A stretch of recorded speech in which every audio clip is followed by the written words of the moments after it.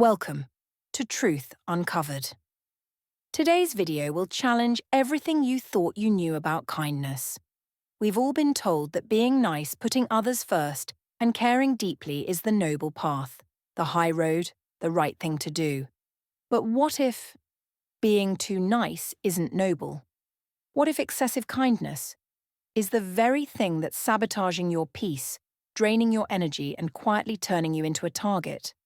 What if, in a world that's not always fair, being too kind is not just dangerous, it's destructive? Today we explore a truth few have the courage to admit. We're diving into the 8 destructive consequences of being too nice and 4 powerful Stoic strategies to stop being taken advantage of without losing your humanity. This is not just advice, it's survival. Let's begin. 1. You'll have unrealistic expectations of people. We often hear that selflessness is a virtue, but Stoic wisdom teaches us something far deeper. Accept life as it is, not as we wish it to be. When you give too much without boundaries, you're not just being kind, you're building invisible expectations. And expectations, as Epictetus said, are the root of suffering. You hope that the people you help will one day return the favor. You silently believe they'll notice your sacrifices and appreciate your efforts.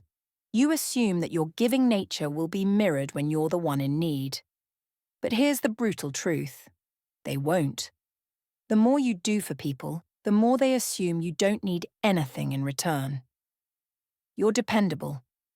You're self-sufficient. You've made it look easy. And slowly, they begin to expect it. When the time comes that you're the one in pain, exhausted, or emotionally drained, no one shows up. Not because they're evil, but because your actions conditioned them. You train them to believe that you can handle it all. And in the end, you're the one left feeling abandoned, bitter, and broken. Stoicism reminds us, happiness must never depend on others. If your kindness is built on the silent hope of return, you're not giving from virtue. You're giving from fear. Fear of being alone. Fear of feeling worthless. Fear of being unloved. 2. People will expect you to always give. Human nature is habitual. The more you give, the more others expect it. Give once and it's generosity. Give twice and it's kindness. Give 3 times. And now, it's a duty. And if you dare stop, you're selfish, cold, uncaring. This is how entitlement is born, from the ashes of repeated self-sacrifice. Stoics like Marcus Aurelius taught that moderation is the key to freedom. You can give, but not endlessly. You can care, but not foolishly. You must give from a place of wisdom, not weakness. When you overextend yourself, you become their fallback plan, their emotional sponge, their emergency button. And in doing so, you create their comfort zone, where you suffer so they don't have to. No one stops to ask, how is he doing? Because you've trained the world to think you're always okay. 3. Your dreams will get buried under other people's priorities.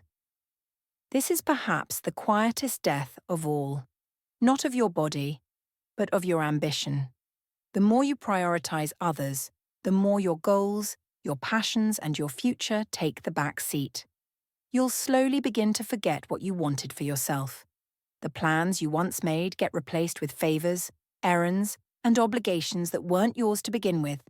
It starts small, skipping a workout to help someone move, putting off your side hustle to babysit your cousin's kid, sacrificing sleep to talk a friend through yet another breakup. But soon, your goals feel selfish, your time feels negotiable, your boundaries disappear. This is not Stoic virtue, this is self-abandonment.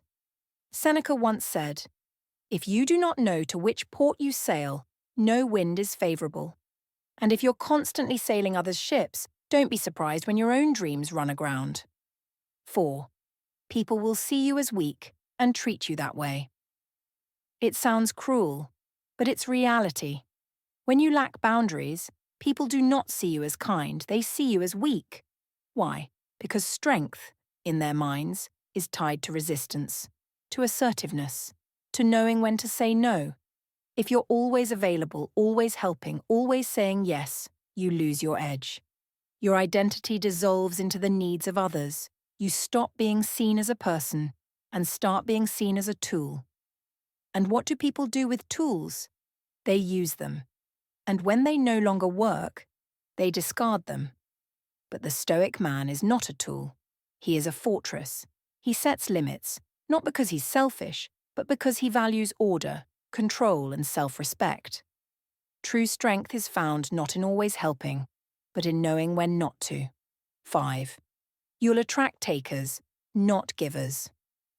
When your default mode is giving, you become a magnet, not for good people, but for opportunists. Givers attract takers like light attracts moths. And not all moths are harmless. Some drain your energy. Some manipulate your empathy. Some wrap their problems around your soul and feed off your kindness until you're empty. It's called energetic parasitism. Stoicism teaches that your energy is finite. Every decision, every conversation, every sacrifice, you're spending energy you can't get back. You must choose wisely where it goes. People who vibrate at low frequencies, emotionally unstable, manipulative, or victim-minded individuals, are drawn to endless kindness. But if you don't set boundaries, you will not only burn out, you will become like them. 6. You might fall into dangerous habits to cope. When you spend your life serving others at the cost of yourself, you need something to numb the pain. Maybe it's food, maybe it's alcohol, maybe it's endless scrolling, gambling, shopping, meaningless sex, or worse, you're not addicted to pleasure, you're addicted to escape. The Stoics saw addiction as the ultimate surrender of the self, the loss of control, the opposite of virtue. Every time you ignore your needs, you damage your internal compass. And when that compass breaks, you'll drift. You'll seek comfort, not peace. And what brings comfort in the short term often brings destruction in the long run. 7. People will start questioning your intentions. Here's the irony. When you're too kind in a cold world, people won't trust you. They'll suspect hidden motives. Why is he doing all this for me? Is he trying to manipulate me? Is this a setup? Their skepticism isn't always personal. It's a survival mechanism. Because most people, when faced with unfiltered goodness, assume there's a trap. This is the paradox of kindness. The more you give, the more people question your honesty.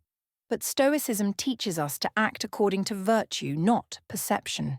So even if they question your motives, you hold your ground. But you also stop overextending, because doing more doesn't always mean helping more. Now, the solution. 4 Stoic strategies to reclaim your power strategy. 1. Pay attention to your feelings. They're telling you the truth. The Stoics practiced deep self-awareness. Every emotion was a signal. If you feel drained after helping someone, that's not guilt.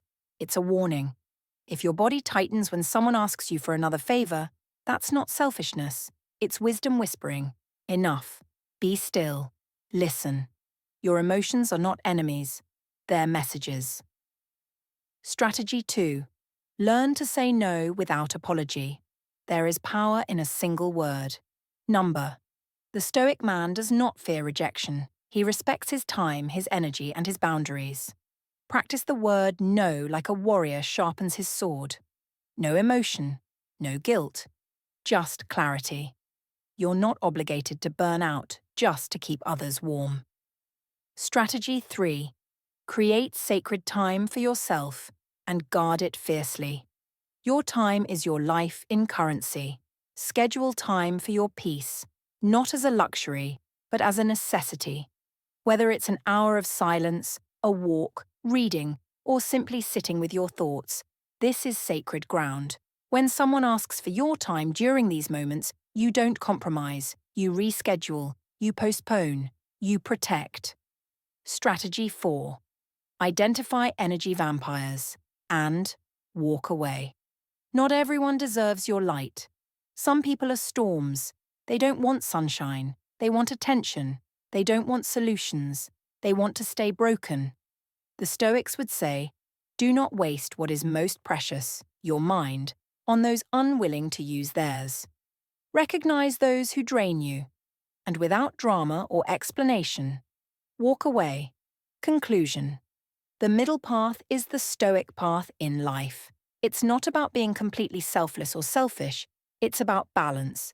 Give, but don't bleed. Help, but don't carry everyone. Be kind, but never at the cost of your peace. The Stoics believed in the middle path. Not too much, not too little. Just enough to live in harmony with nature, with others, and, most importantly, with yourself. So next time someone asks you for something you cannot give, look them in the eyes. And remember the most powerful word you'll ever need: no. If this message resonated with you, give this video a thumbs up to share Stoic wisdom with more people. Subscribe for more truths uncovered every single week. And if you haven't already, check out our ebook on applying Stoicism in your daily life. It's packed with tools to help you build calm, resilience, and real power. Until next time, stay grounded, stay strong, stay true. You are not alone. Welcome to Truth Uncovered.